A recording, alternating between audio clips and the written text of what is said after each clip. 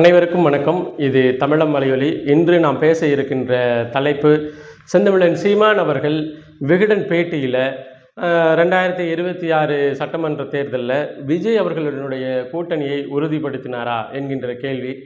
அதன் பிறகு வர இருக்கின்ற ஜூன் 4ஆம் தேதி இந்தியா முழுமைக்கும் 7 கட்டமாக நடந்து முடிந்த தேர்தலினுடைய முடிவுகள் வர இருக்கின்றது. அந்த முடிவுகளை எதிர்த்து சீமான் அவர்கள் பதற்றத்தில் இருக்கிறாரா? அந்த பதற்றத்துக்கு காரணம் என்ன? இதுதான் இன்றைய பேசுபொருள்.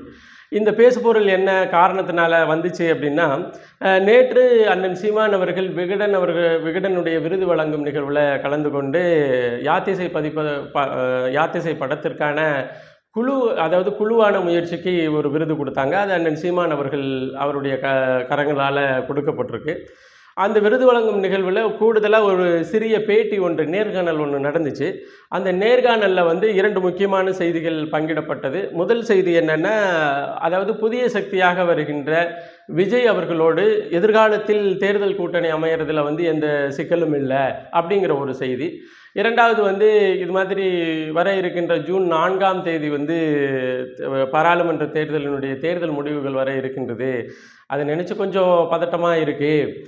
அதற்கு காரணம் என்ன அப்படிங்கிறதையும் பகிர்ந்து கொண்டிருப்பார். இதுதான் இன்றைக்கி இணையதளத்தில் வெகுவாக பேசப்பட்டு கொண்டிருக்கின்றது. இன்றைக்கி பார்த்திங்கன்னா, அதாவது கடைசி கட்ட இறுதி கட்ட தேர்தல் வாக்குப்பதிவு முடிஞ்சிருக்கு.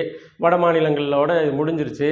இன்னும் சில மணி நேரங்களில், அதாவது இந்த வாக்குப்பதிவு முடிஞ்ச சில மணி நேரங்களில் தேசிய அளவிலான மாநில அளவிலான பல்வேறு ஊடக கர்த்தார்கள் போஸ்ட் போலிங் அனாலிசிஸ் அப்படின்னு சொல்லக்கூடிய தேர்தலுக்கு பிந்தைய கருத்து கணிப்பு முடிவுகளை வெளியிட தயாராக இருக்கிறாங்க. அந்த முடிவுகளில் நிறைய பேசு பொருளாகலாம். இத்தனை சீட்டு, இத்தனை சதவீதம் இவங்க ஜெயிப்பாங்க, இதனால தான் இப்படி வந்துச்சுன்னு 2 நாட்களில் 2ஆம் தேதி 3ஆம் தேதி 2 நாட்களும் இணையதளத்தை எங்கே திறந்தாலும் இந்த வேலைகள் ஓடிக்கிட்டு இருக்கோம். 4ஆம் தேதி முடிவுகள் வர இருக்கின்றது அப்படிங்கிற அந்த செய்திகள் எல்லாருக்குமே தெரியும். பாரத பிரதமர் நரேந்திர மோடி இறுதிக்கட்ட தேர்தல் பிரச்சாரமாக ஒவ்வொரு தெருவாக ரோட் ஷோ அனுப்பிச்சோம்.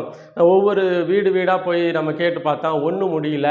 ஒரே இடத்துல ஷூட்டிங்காக இறுதிக்கட்ட தேர்தல் பிரச்சாரத்தை நம்ம பண்ணிடுவோம்னு கடந்த 30ஆம் தேதி விவேகானந்தர் பாறையில் உட்காந்து தியானம் செய்கிறோங்கிற பேரில் முக்கியமான ஊடகங்களில் எல்லா நேரமும் லைவ் ப்ரோக்ராமாக அதை போட்டு எல்லா இடத்துக்கும் பரப்பி, நான் ஒரு அசைக்க முடியாத ஆர்எஸ்எஸ் கைகோலி, இந்துத்துவவாதி, அதனால் வடக்க வாக்குப்பதிவு நடக்கும் பொழுது ஆர்எஸ்எஸ்னுடைய நண்பர்கள் இந்துத்துவவாதிகளுக்கு முக்கியத்துவம் கொடுப்பாங்க, அதனால் நமக்கு வாய்ப்பு அதிகமாக இருக்குது அப்படிங்கிறதன் அடிப்படையில் இறுதிக்கட்ட தேர்தல் பிரச்சாரத்தை முடிச்சுட்டு இன்றைக்கி கிளம்பிட்டார். பாவம் விவேகானந்தரை பொறுத்தவரையிலையும் நரேந்திர மோடிக்கு ஒரு தேர்தல் பரப்புரை திட்டத்திற்கு உதவியவர், அவ்வளோதான். இந்த தியானத்தை பண்ணி அவர் என்ன பண்ணார், நட்டனமாக நிறுத்த போகிறாரா அப்படிங்கிறதெல்லாம் பேசுபொருள். இப்போ இந்த தேர்தல் முடிவுகள் இது எல்லாம் கொண்டு இருக்கின்ற பொழுது விஜயை குறித்திலும், அதாவது விஜய் ஆப்ரேஷன் 1 அப்படின்னு சொல்லி திராவிட முன்னேற்ற கழகம் விஜயை கண்காணிக்கின்ற ஒரு செயலுக்காக ஒரு குறிப்பிட்ட ஆட்களை போட்டு நகர்க்கிறதா செய்திகள் வண்ணம் இருக்குது. கூடுதலாக விஜய் அவர்கள் பல்வேறு நபர்களை நேரடியாக சந்தித்து தான் தொடங்க இருக்கின்ற கட்சி, அதனுடைய கொள்கைகள், கோட்பாடுகள் குறித்து திரைமறைவில் பல முக்கியமான நபர்களை சந்தித்து அதை விளக்கம் கொடுத்து கொண்டு இருக்கிறதாகவும், தேர்தல் முடிந்த பிறகு தான் ஒரு பெரிய மாநாடை நடத்த இருக்கிறதாகவும், அந்த மாநாட்டுக்கு பல முக்கியமான பிரமுகர்களை, கட்சி தலைவர்களை, முக்கியமான ஆளுமைகளை கூப்பிட இருப்பதாகவும் பேச்சு நடைபெற்று கொண்டிருக்கின்றது. இந்த நிலையில் தான் அண்ணன் சீமான் அவர்களுடைய அந்த விகடனுடைய அந்த நிகழ்வுக்கு கலந்து கொள்கிற நிகழ்ச்சி. அந்த நிகழ்ச்சியில் பேசும்பொழுது இது மாதிரி நீங்கள் தனித்து நின்று வாக்கு சதவீதங்கள், எதிர்காலத்து கூட்டணியை பற்றி பேசும்பொழுது அண்ணன் சீமான் அவர்கள் ரொம்ப தெளிவாக சொன்னதுன்னா, அதாவது தம்பி விஜய் மாதிரி அல்லது இன்னும் புதிய சக்திகளோடு நாம் தமிழர் கட்சி தேர்தல் வாக்குறுதிகளை முன்னிறுத்தி, தேர்தல் பரப்புரை அதெல்லாம் முன்னிறுத்தி, நம்ம ஏற்கனவே வகுத்து வைக்கப்பட்ட நாம் தமிழர் கட்சியினுடைய செயல்பாட்டு வரைவு குறித்தான தெளிவை சேருகின்ற அந்த கட்சிக்காரங்களுக்கு சொல்லி, இதுதான் எங்களுடைய கோட்பாடு, இதுதான் இந்த சமூக சிக்கலின் மீது எங்களுடைய பார்வை, இதையெல்லாம் ஏற்றுக்கொண்டு வருவதாக இருந்தால் கூட்டணிக்கு வாருங்க அப்படிங்கிற ஒரு நிபந்தனையின் அடிப்படையில் கூட்டணி உருவாகுவதற்கு வாய்ப்பு இருக்குது. அந்த கூட்டணியும் ஏற்கனவே தேர்தலில் நின்ற கட்சிகள், தேர்தலில் நின்று கூட்டணி மூலமாக தேர்தலை சந்தித்த கட்சிகள், இந்த கட்சிகளோடு அமைவதற்கு வாய்ப்பே இல்லை. ஆனால் தம்பி விஜய் மாதிரியான ஆட்கள், புதிய சக்திகள், இதுவரையும் தேர்தலில் தன்னுடைய காலை பதிக்காதவர்கள், அல்லது இதுவரையிலையும் எந்த கூட்டணியிலும் இடம்பெற்று அவர்களுடைய கொள்கை கோட்பாடுகளை ஏற்று அவர்கள் பின்னே நிற்காதவர்களோடு எதிர்காலத்தில் கூட்டணி சேர்வதில் அமைவதில் எந்தவித சிக்கலும் எங்களுக்கு இல்லை என்று பதிவு பண்ணியிருக்கிறார் அண்ணன் சீமான் அவர்கள். இது என்ன காமிக்குது, இது என்ன சொல்லுது அப்படின்னு இணையதளத்தில் இவங்க பேசிக்கிறது என்னென்னா, இணையதளத்தில் இன்றைக்கி சீமான் அவர்கள் விஜய் அவர்களுடன் உரிய கூட்டணியை உறுதி செஞ்சுட்டாரு அப்படிங்கிற மாதிரி எல்லாம் பேசப்படுகிறது. அவர் நிறைய இஃப் கண்டிஷன் அண்ணன் சீமான் அவர்கள் நிறைய இஃப் கண்டிஷன் வச்சு தான் ஒரு ஸ்டேட்மெண்ட்டை சொல்லியிருக்கிறார்.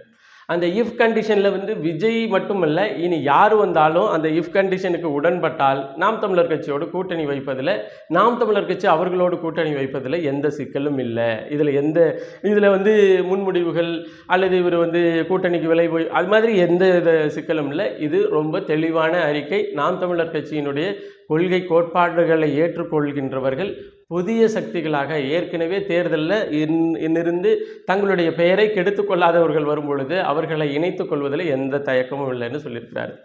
இன்னொன்று ஜூன் 4ஆம் தேதி வர இருக்கின்ற தேர்தல் முடிவுகளை நினச்சி ஒரு மாதிரி பதட்டமாக இருக்குது. பதட்டம் இது ஒரு சாதாரண அரசியல் கட்சி, அரசியல் தலைமை, எல்லா கட்சிகளுக்கும் இது ஒரு தேர்தல் முடிவுகள் என்ற அடிப்படையில் அதை அணுகிறாங்க. ஆனால் எனக்கு ஒரு மிகப்பெரிய கனவு இருக்குது. எனது தலைவன் எனக்கு கொடுத்த அந்த கனவினுடைய தொடர்ச்சியாக தான் அந்த அரசியலை நான் பார்க்குறேன். இந்த அரசியல் பயணத்தில் நான் சந்தித்த ஒவ்வொரு தேர்தலினுடைய முடிவுகளும் எனது கனவை நோக்கிய பயணத்திற்கான ஒரு படிக்கல்லாக தான் நான் பார்க்குறேன். அந்த வகையில் எனது கனவு மிக பெரிது என்பதனால இந்த தேர்தல் முடிவுகளை நான் பெரிதும் எதிர்பார்த்து இருக்கிறேன். இந்த கனவு மெய்ப்படுவதற்கு இந்த தேர்தல் முடிவில் வருகின்ற சதவீதங்கள் என்னுடைய கனவை நோக்கிய பயணத்தை இன்னும் விரைவுபடுத்தும். இன்னும் இது என்னை அந்த கனவை நோக்கிய எனது பயணத்தினுடைய நேர்மையை மக்கள் மனதில் விரித்து வைக்கும். இதனால தான் எனக்கு அந்த பதட்டம் இருக்குது. நான் வெற்றி பெறுவனா, தோல்வி அடைவனா, அல்லது வாக்கு சதவீதம் இப்படி தான் இருக்குமா, அல்லது இவ்வளவு விட வேண்டும், இதெல்லாம் குறித்த எந்த பதட்டமும் இல்லை. ஆனால் ஏற்கனவே ஒரு அரசியல் கட்சியின் தலைமையாக சற்றேறக்குறைய 15 வருடம் இந்த களத்தில் ஒரு கனவை சுமந்து, ஒரு முக்கியமான கனவை சுமந்து தேசிய தலைவர் மேதகவி பிரபாகரன் அவர்கள் தன் மீது சுமத்திய அந்த கனவை சுமந்து பயணிக்கிற ஒரு அரசியல்வாதியாக இந்த தேர்தல் முடிவுகளை நான் எதிர்பார்த்து இருக்கிறேன். இந்த தேர்தல் முடிவுகளில் எனது கனவு மெய்ப்பட வேண்டும் என்கின்ற ஒரு பெரிய விருப்பம் இருக்கின்றது. அந்த விருப்பத்தை காண முடிவுகள் வரும் என்பதன் அடிப்படையில் ஒரு பதட்டமான இருக்குது அப்படின்னு தான் சொன்னார் அண்ணன் சீமான் அவர்கள். தன்னுடைய கனவை நோக்கிய பயணத்தினுடைய நேர்மையை, அதனுடைய வேகத்தை உறுதிப்படுத்தும் தேர்தல் முடிவுகள் என்பதன் அடிப்படையில் இந்த முடிவுகளை எதிர்பார்ப்பதில் எனக்கு ஒரு பதட்டம் இருக்கிறது அப்படின்னு சொல்கிறதான். பரீட்சை நல்லா எழுதின மாணவன் கூட தேர்வு முடிவுகள் வரும் பொழுது ஒரு பதட்டமாக, என்ன அத்தனை மார்க் வரணும், நான் முதல் வகுப்பு வந்துடணும், நான் இத்தனை மதிப்பெண்ணை எதிர்பார்த்துருக்கிறேன், இத்தனை மதிப்பெண் வந்துடணும் அப்படிங்கிற ஒரு பதட்டம், ஒரு படபடப்பு இருக்க தானே செய்யும். அதன் அடிப்படையில் சொல்லப்பட்டது தான் சீமான் அவர்களுடைய அந்த செய்தி. அதை தேர்தல் முடிவுகளை நினச்சி சீமான் அவர்கள் பதட்டம் அடைகிறார் அப்படின்னா இப்படியெல்லாம் இல்லை. அண்ணாமலை சொல்லியிருக்கிறார் இல்லையா, உங்களுக்கு -50% டிஸ்கவுண்ட் தரேன்னெல்லாம் சொல்லியிருக்கிறார் இல்லையா, அதெல்லாம் ஜூன் 4ஆம் தேதி அண்ணாமலையை தேடுவார்கள். ஒவ்வொருத்தரும் அண்ணாமலையை தேடுவார்கள். இந்த வாய் தானே பேசுனுச்சு அப்படின்னு நிறைய பேர் தேடுவாங்க. அதனால் அண்ணன் சீமான் அவர்கள் இந்த செய்தியாளர்கள் சந்திப்பில் மிக நேர்மையாக சொல்லிக்கொண்ட 2 செய்திகள் என்னென்னா, எங்களுடைய சித்தாந்த தத்துவத்தை ஏற்று வருகின்ற புதிய சக்திகளோடு எதிர்காலத்தில் கூட்டணி வைப்பதில் எங்களுக்கு எந்தவித சிரமமும் இல்லை. இதில் எந்த உள்நோக்கமும் இல்லை. இது ஏற்கனவே சொல்லப்பட்டு வருகின்ற செய்தி தான். 2வது செய்தி என்னுடைய கனவு மிக பெரியது. இந்த கனவு எனது தலைவன் மேதகவி பிரபாகரன் அவர்கள் எங்கள் மீது சுமத்தியது. இந்த கனவை தொடர்ந்து நடத்துகின்ற பயணத்தினுடைய ஒரு அங்கீகாரமாக தான் இந்த தேர்தல் முடிவுகளை நம்ம பார்க்கிறோம். அந்த தேர்தல் முடிவுகளுக்காக காத்திருக்கிறோம். அந்த காத்திருப்பு எனது கனவை பெருசு அப்படிங்கிறதுனால ஒரு பதட்டம் இருக்கின்றது. உறுதியாக எங்கள் கனவை நோக்கிய பயணம் இன்னும் வேகப்படும் என்பதன் பொருளாகத்தான் அதை சொல்லியிருக்கிறாங்க. மற்றபடி இந்த இணையதளத்தில் அந்த தம்ப்நெயிலில் ஒரு கியூரியாசிட்டியை உருவாக்கி பரபரப்பாக பேசும்படி இதில் வந்து அதாவது வழக்கத்துக்கு மாறான ஒரு ஸ்டேட்மெண்ட்டாக வழக்கத்திற்கு மாறான ஒரு செய்தியாக சீமானண்ணன் இதில் எதையுமே பதிவு செய்யவில்லை. நேர்மையாக கடந்த காலத்தில் சொல்லப்பட்ட அதே செய்தியை தான் மிக தெளிவாக பதிவு செய்திருக்கிறார் என்பதை பதிவு செய்து மீண்டும் ஒரு காணொளி பதிவில் இணைவோம்.